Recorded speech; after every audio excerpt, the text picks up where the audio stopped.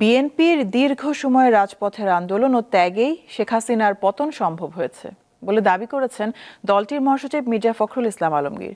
সোমবার ঠাকুরগাঁও সদরের Shibganj degree college মাঠে বিএনপির সমাবেশে তিনি কথা বলেন। মির্জা ফখরুল জানান, ছাত্র জনতা সাহস করে দাঁড়িয়েছিল বলে সাধুবাদ জানাই, তবে বিএনপির ত্যাগ এড়িয়ে যাওয়া যাবে না। মির্জা ফখরুল অভিযোগ করেন, শেখ হাসিনা ভারতে বসে দেশের বিরুদ্ধে ষড়যন্ত্র করছে।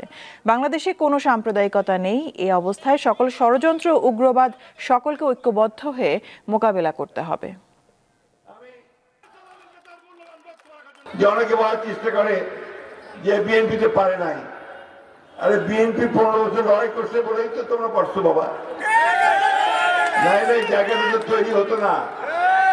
15টা বছর অত্যাচার নির্যাতন সহ্য করে আমরা একটা অবস্থা তৈরি করেছি। সেইখানে অবশ্যই তোমাদেরকে আমি সাবাসী দেই, বাবা দেই, কৃতজ্ঞতা জানাই যে তোমরা সাহস করে দাঁড়িয়ে গেছো।